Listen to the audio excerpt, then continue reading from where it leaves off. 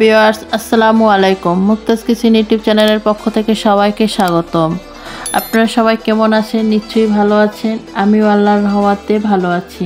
আজকে আমি শীতকালের আরেকটি মজার সবজির রেসিপি নিয়ে এসেছি, লাউ। আজকে লাউ দিয়ে ইলিশ মাছের ঝোলের রেসিপিটা শেয়ার করব আপনাদের সাথে। লাউ দিয়ে ইলিশ মাছের ঝোল খেতে অসম্ভব মজার লাগে, আর এই রেসিপিটা আমি বাড়িতে প্রায় করে থাকি। আমি বাড়িতে যেভাবে রেসিপিটা করে থাকি সেটাই আজকে আমি আপনাদের সাথে শেয়ার করব।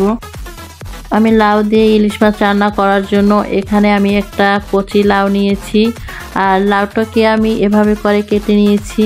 আর এখানে আমি কিছু ইলিশ মাছ নিয়েছি, এখানে আমি 4 পিস ইলিশ মাছ নিয়েছি, আর একটা লেজ নিয়েছি, আর 2টা মাথা আমি এভাবে করে কেটে নিয়েছি। কারণ যেহেতু আমি লাউ দিয়ে রান্না করব, সেই জন্য আমি মাথাগুলোকে এভাবে করে কেটে নিয়েছি। এভাবে ছোট টুকরা করে মাছটা কেটে রান্না করলে লাউটা খেতে বেশি ভালো লাগে। লাউ দিয়ে ইলিশ মাছ রান্না করার জন্য প্রথমে আমি চুলায় একটি কড়াই বসিয়ে পরিমাণ মতো তেল দিয়ে দিচ্ছি। তেলটা ভালো করে গরম করে 3টা আমি পেঁয়াজ কুচি দিয়ে দিচ্ছি। পেঁয়াজটা এখন আমি তেলের উপরে হালকা করে ভেজে নেব। পেঁয়াজটা হালকা করে ভেজে নিয়েছি, এখন সামান্য পরিমাণ পানি দিয়ে দেব। এখন গুঁড়া মশলা অ্যাড করব, সেই গুঁড়া মশলাটা যাতে পুড়ে না যায় সেজন্য সামান্য পানি দিয়েছি। এখন দিচ্ছি 1/2 চামচ হলুদের গুঁড়া, 1/2 চামচ মরিচের গুঁড়া, 1/2 চামচ জিরার গুঁড়া, আর দিচ্ছি স্বাদ মতো লবণ, আর দিচ্ছি 4-5টা কাঁচামরিচ ফালি করে কেটে। এখন মশলার সমস্ত উপকরণগুলো ভালো করে মিশিয়ে তারপর মশলাগুলো ভালো করে কষিয়ে নিব। এখানে মরিচটা আপনারা আপনাদের টেস্ট অনুযায়ী দিবেন, তবে মরিচের গুঁড়াটা কম দিয়ে কাঁচামরিচটা বেশি দিলে লাউয়ের রান্নাটার টেস্ট ভালো আসে। আর লাউ রান্না করার সময় হলুদের গুঁড়াটা একটু কমিয়ে দিলে লাউয়ের কালারটাও সুন্দর আসে। আমি মশলাটা ভালো করে কষিয়ে নিয়ে এখন মশলার ভিতরে মাছগুলো দিয়ে দিচ্ছি।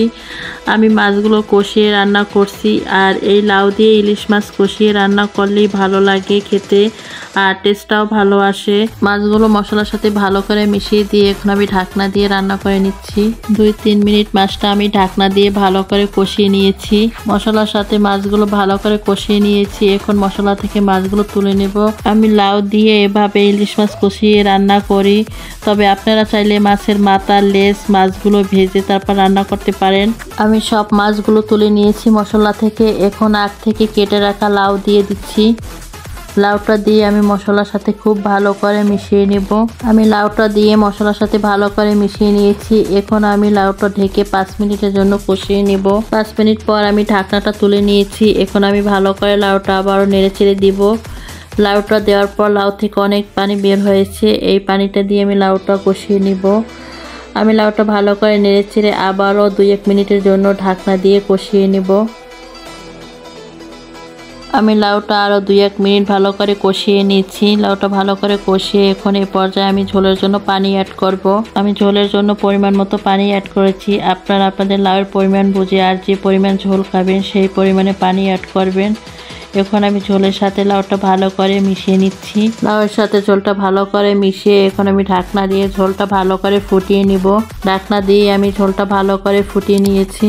এখন দিয়ে দেব আগ থেকে কষিয়ে রাখা ইলিশ মাছের লেজ, মাথা, হাড় মাছগুলো। সব মাছগুলো লাউতে দেওয়ার পরে আমি একটু ভালো করে নেড়েচেড়ে দিচ্ছি।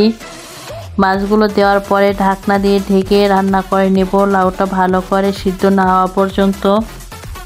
ঢাকনাটা তুলে নিয়েছি। ঢাকনাটা তুলে আমি ভালো করে নেড়ে ছেড়ে দিচ্ছি, আর আমার রান্নাটা প্রায় শেষের দিকে। এখন উপর থেকে আমি আরো কিছু কাঁচামরিচ কেটে দিয়ে দিচ্ছি। এখন উপর থেকে দিয়ে দিচ্ছি কিছু ধনিয়া পাতা কুচি। অনেকে ইলিশ মাছের ধনিয়া পাতাটা পছন্দ করেন না, কিন্তু লাউ রান্না করলে ধনিয়া পাতাটা না দিলে লাউয়ের যে আসলে একটা টেস্ট সেটা ভালো আসে না, আর ঘ্রাণটাও ভালো আসে না, খেতেও ভালো লাগে না। তাই ধনিয়া পাতাটা দিলে লাউয়ের টেস্টটা বেশি ভালো আসে আর খেতেও ভালো লাগে। কাঁচামরিচটা ধনিয়া পাতাটা দিয়ে আমি ঢাকনা দিয়ে আরও কিছুক্ষণ লো আঁচে রান্না করে নিব।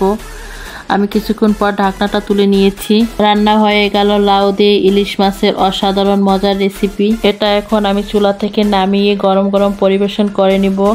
এটা এখন পরিবেশন করার পালা। আশা করছি লাউ দিয়ে এই ইলিশ মাছের রেসিপিটা আপনাদের কাছে ভালো লেগেছে। যদি ভালো লেগে থাকে তাহলে আমার ভিডিওটিতে একটি লাইক দিয়ে দিবেন, আর চ্যানেলটি সাবস্ক্রাইব করে আমার পাশেই থাকবেন। আজকে এ পর্যন্তই, আবারও দেখা হবে কোনো এক নতুন ভিডিও নিয়ে। সবাই ভালো থাকবেন, সুস্থ থাকবেন। আল্লাহ হাফেজ।